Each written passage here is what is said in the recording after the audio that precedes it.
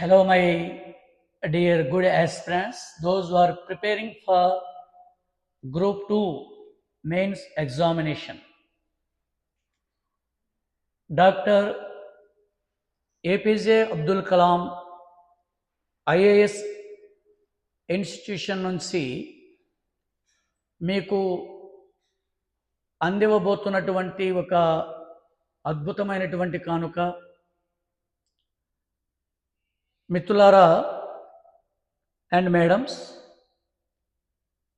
ఈ నెల అంటే జూలై నెల 28వ తారీఖున జరగవలసినటువంటి గ్రూప్ 2 మెయిన్స్ ఎగ్జామినేషన్స్ను ఆంధ్రప్రదేశ్ రాష్ట్ర పబ్లిక్ సర్వీస్ కమిషన్ వారు వాయిదా వేసినటువంటి విషయం దాదాపు మీ అందరికీ తెలిసే ఉంటుంది. కానీ ఆ ఎగ్జామ్స్ ఏ నెలలో ఏ తేదీన నిర్వహించబోతున్నారో అనేటటువంటి విషయాన్ని మాత్రం వెల్లడి చేయాల. కానీ పోస్ట్పోన్ కాబడినటువంటి ఈ ఎగ్జామ్కు ఎవరైతే ప్రిపేర్ అవుతున్నారో వారందరికీ కూడా కొంత మేరకు ఉపశమనం లభించింది అనేటటువంటి ఒక సంపూర్ణమైన నిర్ణయానికైతే రావచ్చు. మీరు పూర్తిగా సబ్జెక్టులు చదివినటువంటి వారు రివిజన్ కోసమైతేనేమి, లేకపోతే ప్రాక్టీస్ చేసుకోవడం కోసమైతే ఈ సమయాన్ని మీరు చాలా జాగ్రత్తగా చక్కగా ఉపయోగించుకోవడానికి, మీరు మీ విజయానికి మరీ చేరువ కావడానికి ఈ వాయిదా పడినటువంటి అంశం ఇతోధికంగా సహాయపడుతుందని నేను ఒక సీనియర్ హిస్టరీ అధ్యాపకునిగా భావిస్తూ మెయిన్స్ ఎగ్జామ్ రాయబోయేటటువంటి మీకు పేపర్ 1లో 75 మార్కులకు సంబంధించి the history and culture of Andhra Pradesh చరిత్ర సంస్కృతి ఉంది. ఈ విషయం మీకు తెలుసు. కానీ పబ్లిక్ సర్వీస్ కమిషన్ సిలబస్లో మాత్రం ఆంధ్రప్రదేశ్ చరిత్ర సంస్కృతిని the socio and cultural history of Andhra Pradesh అనేటటువంటి క్యాప్షన్ కింద ఉంచడం జరిగింది. దాన్ని తెలుగులో మనకు ఆంధ్రప్రదేశ్ సామాజిక సాంస్కృతిక చరిత్ర.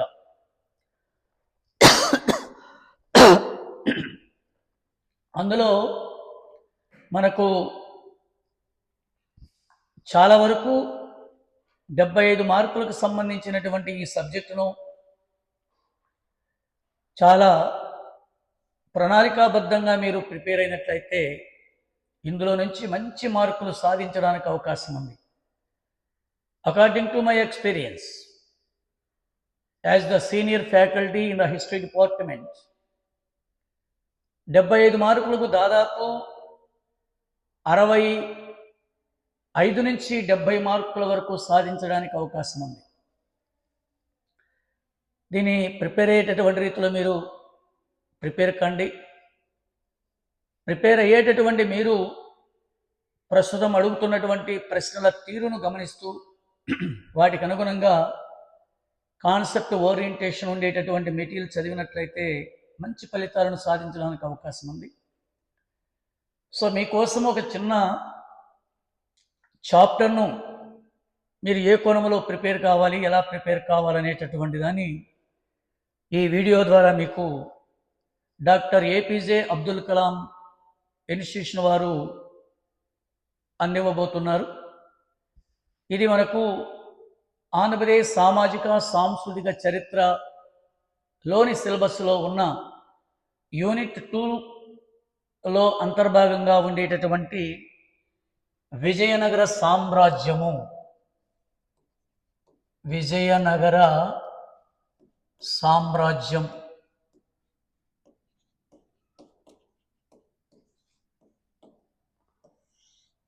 విజయనగర సామ్రాజ్యము, విజయనగర ఎంపైర్ అంటే దానిని విజయనగర సామ్రాజ్య స్థాపనగా మీరు గుర్తుంచుకోవాలి.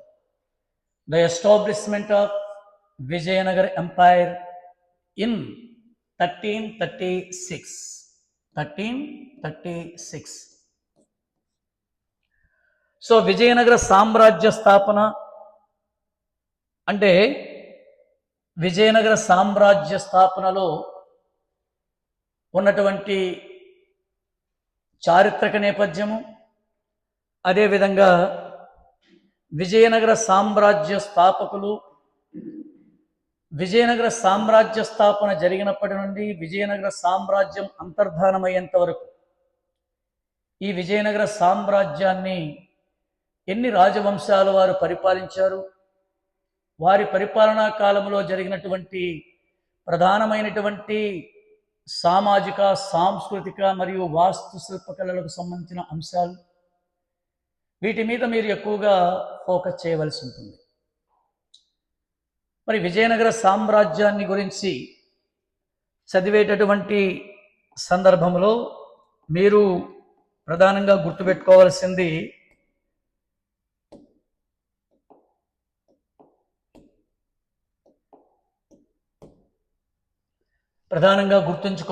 ఏమిటి అంటే భారతదేశ చరిత్రలో జరిగినటువంటి ప్రధానమైనటువంటి సంఘటన విజయనగర సామ్రాజ్య స్థాపన. One of the most important events in the history of India was the establishment of Vijayanagara empire in 1336 by the Sangama brothers Harihararaya I and Bukkaraya I. Both were the brothers, ఇద్దరు సోదరులు. వారిచే తుంగభద్రా నది ఒడ్డున స్థాపితమైనటువంటి విజయనగర సామ్రాజ్యాన్ని, విజయనగర సామ్రాజ్య చరిత్రను తెలుసుకోవడానికి మనకు ప్రధానమైనటువంటి ఆధారం, the main source which helps a lot to know about the establishment of Vijayanagara Empire and the glorious of Vijayanagara Empire and the downfall of Vijayanagara Empire. Vijayanagara సామ్రాజ్య పుట్టుక, విజయనగర సామ్రాజ్య వైభవం మరియు విజయనగర సామ్రాజ్య పతనం, వీటిని సంపూర్ణంగా తెలుసుకోవడానికి మనకు ఇతోధికంగా సహకరించేటటువంటి గ్రంథమే The Forgotten Empire of Vijayanagar. The Forgotten of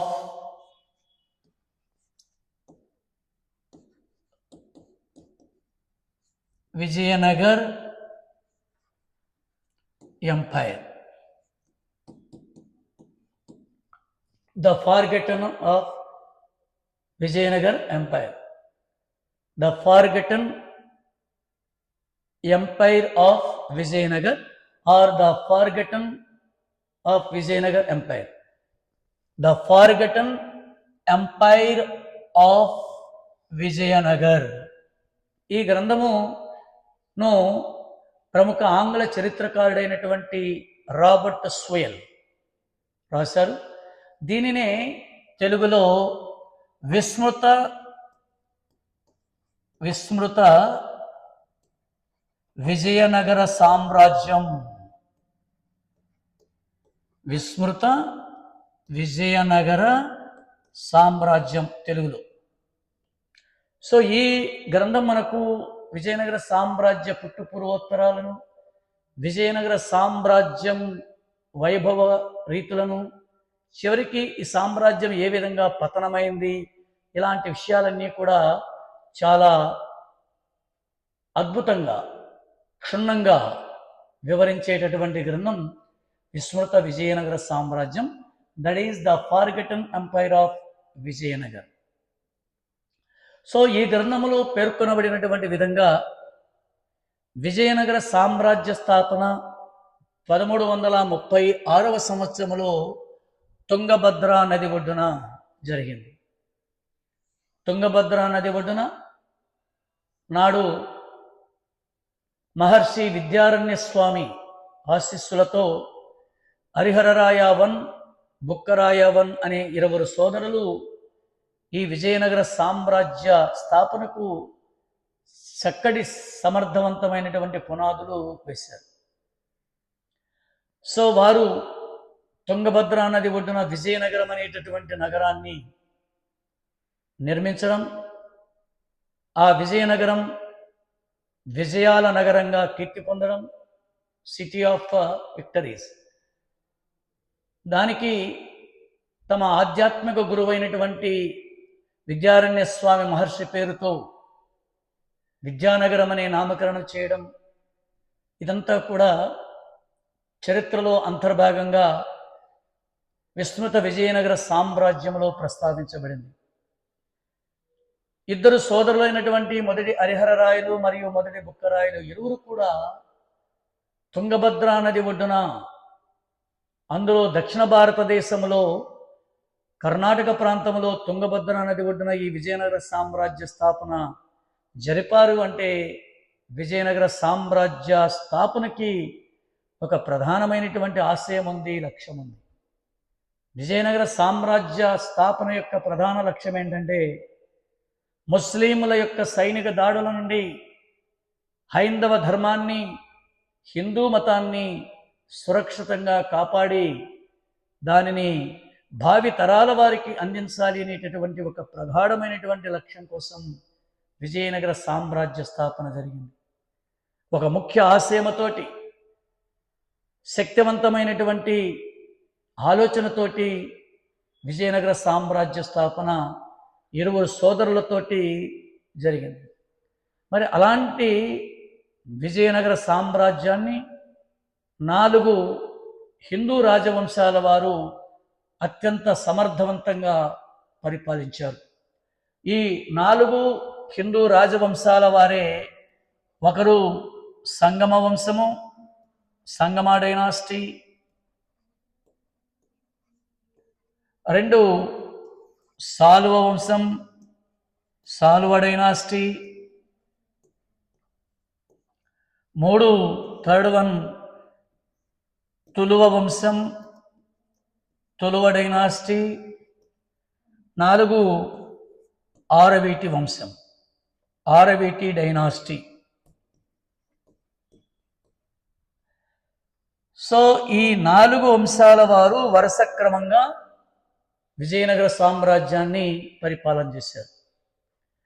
so Vijayanagara సామ్రాజ్యాన్ని పరిపాలన చేసిన తొలి వంశం సంగమ వంశం, 2వ వంశం సాలువ వంశం, 3వ వంశం తులువ వంశం, 4వ వంశము ఆరవీటి వంశం. ఈ 4 వంశీయుల పాలనా కాలంలో జరిగినటువంటి సాహిత్య వికాసాభివృద్ధి, వాస్తు శిల్పకళలు, అదేవిధంగా ప్రధానమైనటువంటి శిల్పాలు, వీటి మీద ప్రత్యేకమైనటువంటి దృష్టిని కేంద్రీకరించి అభ్యర్థులు ప్రిపేర్ కావలసినటువంటి అవసరం ఉంది. సో రాబర్ట్ సివిల్ అభిప్రాయం ప్రకారం సంగమ వంశీయులచే విజయనగర సామ్రాజ్య స్థాపన జరుగుతుంది. విజయనగర సామ్రాజ్య స్థాపనకు కారణమైనటువంటి వంశమే సంగమ వంశము. మరి ఈ సంగమ వంశములో గొప్పవాడైనటువంటి 2వ దేవరాయలు లేదా ప్రౌఢ దేవరాయలు పాలనా కాలంలోనే విజయనగర సామ్రాజ్యము విస్తరింపబడింది.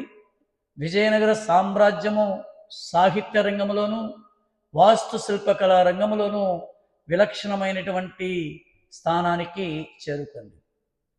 మరి రాబర్ట్ సివిల్ అభిప్రాయం ప్రకారం విజయనగర సామ్రాజ్య వైభవం తులువ వంశీయుల పాలనా కాలంలో జరుగుతుంది.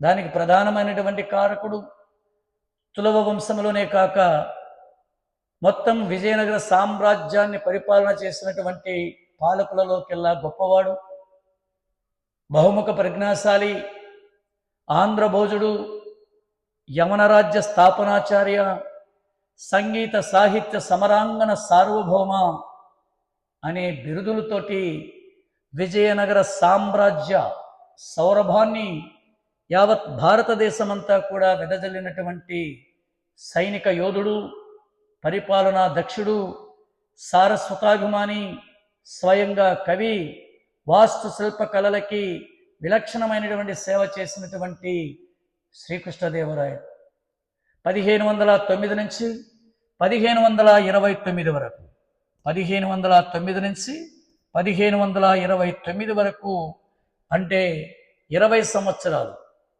చారిత్రక పరిభాషలో చెప్పాలంటే 2 దశాబ్దాల కాలం పాటు విజయనగర సామ్రాజ్యాన్ని నిర్విఘ్నంగా నిరాఘాటంగా పరిపాలన చేసి భారతదేశ చరిత్ర పటలలో శాశ్వతంగా తనకంటూ ఒక ప్రత్యేకమైనటువంటి స్థానాన్ని సంపాదించుకున్నాడు Srikrishnadevarayalu. So he was not only a great military conqueror but also an able administrator. So that's why he introduced so many revolutionary administrative reforms for the welfare of the people of Vijayanagara Empire. ఈయన పాలనా కాలంలోనే వ్యవసాయ అభివృద్ధి గణనీయంగా జరిగింది, సారస్వతమ అభివృద్ధి చెందింది. తన యొక్క ఆస్థానమైనటువంటి భువన విజయంలో 8 మంది ఉద్దండులైనటువంటి కవులను పోషించి సాహిత్య వికాసాభివృద్ధికి ఇతోధికమైనటువంటి సేవ చేశారు. ఆయన ఆస్థానాన్ని అలంకరించినటువంటి 8 మంది కవులనే మనము అష్టదిగ్గజాలు అని పిలుస్తారు.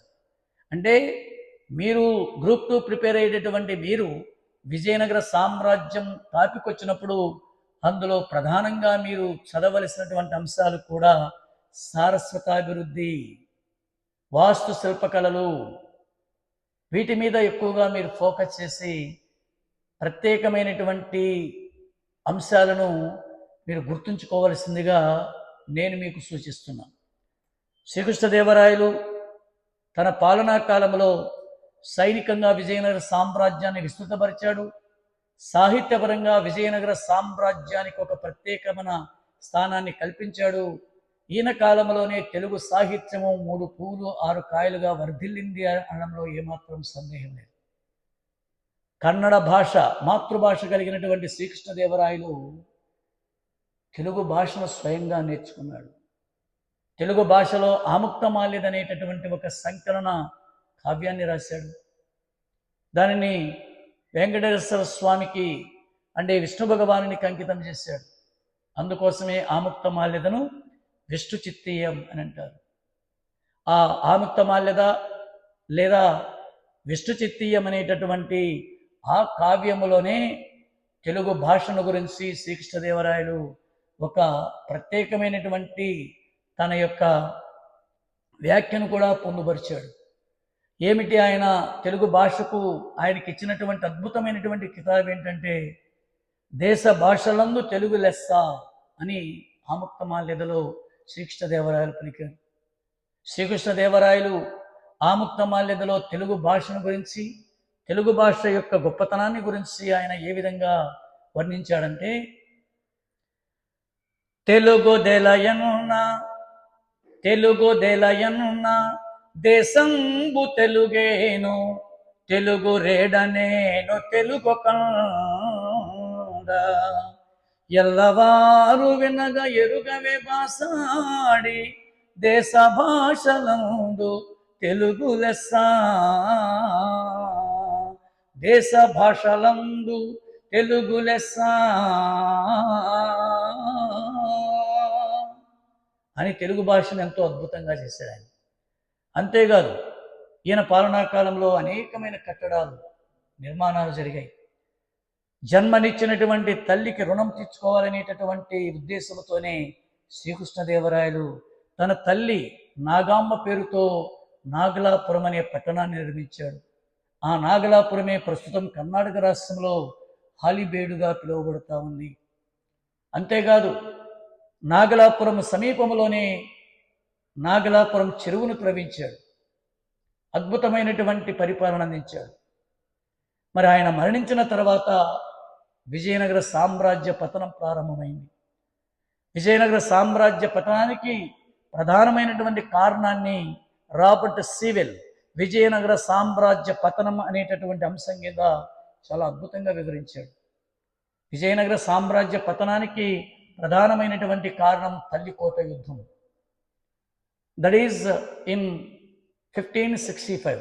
1565లో జరిగినటువంటి తల్లికోట యుద్ధం, దీనినే మనము రాక్షసి తంగడి యుద్ధము లేదా బన్నిహట్టి యుద్ధం అంటుంది. ఈ యుద్ధము నాడు విజయనగర సామ్రాజ్య పాలనలో తిరుగులేని నాయకునిగా కొనసాగుతున్నటువంటి శ్రీకృష్ణదేవరాయల అల్లుడైనటువంటి అలియరామరాయలకి, నాడు బహమనీ సామ్రాజ్య శిథిలముల మీద ఆవిర్భవించినటువంటి 5 స్వతంత్ర ముస్లిం రాజ్య పాలకులలో 4 ముస్లిం పాలకుల మధ్య ఈ యుద్ధం జరుగుతుంది. చివరికి ఆ యుద్ధంలో అలియరామరాయలు వధింపబడడం, చివరికి యుద్ధంలో విజేతలైనటువంటి జిహాదును ప్రకటించినటువంటి 4 ముస్లిం స్వతంత్ర పాలకులు విజయనగర సామ్రాజ్యాన్ని, హంపిని భారీగా విధ్వంసం చేయడం, దీనితో విజయనగర సామ్రాజ్య పతనం అనేటువంటిది జరుగుతుంది. కానీ పతనమైనటువంటి విజయనగర సామ్రాజ్యాన్ని పునరుజ్జీవింపజేయడానికి ఆరవీటి వంశం చేసినటువంటి ప్రయత్నాలన్నీ కూడా సఫలీకృతం కాలేదు. ఆరవీటి వంశీయులు నేటి రాయలసీమలోని పెనుగొండను, నేటి రాయలసీమలోని చంద్రగిరిని రాజధానులుగా చేసుకుని పరిపాలన చేశారు. శ్రీకృష్ణదేవరాయల పాలనా కాలపు నాటి అత్యున్నత వైభవోపేతమైనటువంటి ఆ యుగాన్ని తాము తిరిగి పునరుజ్జీవింపజేయడానికి చేసినటువంటి క్రియలన్నీ కూడా, కార్యక్రమాలన్నీ కూడా సఫలీకృతం కాకపోవడంతో చివరికి విజయనగర సామ్రాజ్యం అంతరించి భారతదేశ చరిత్రలో విజయనగర సామ్రాజ్యం అంతర్భాగమైంది. అలాంటి విజయనగర సామ్రాజ్యాన్ని మీరు చదివేటప్పుడు విజయనగర సామ్రాజ్యాన్ని తప్పనిసరిగా సామాజిక, సాంస్కృతిక కోణంలోనే ఎక్కువగా చదవడానికి ప్రయత్నం చేసి ఈ చాప్టర్ నుండి వచ్చేటటువంటి 1 కానీ లేదా 2 ప్రశ్నలకు మీరు సమాధానాలు రాసి మార్కులు పొందాలని నేను మనస్ఫూర్తిగా కోరుకుంటూ all the best. Thank you.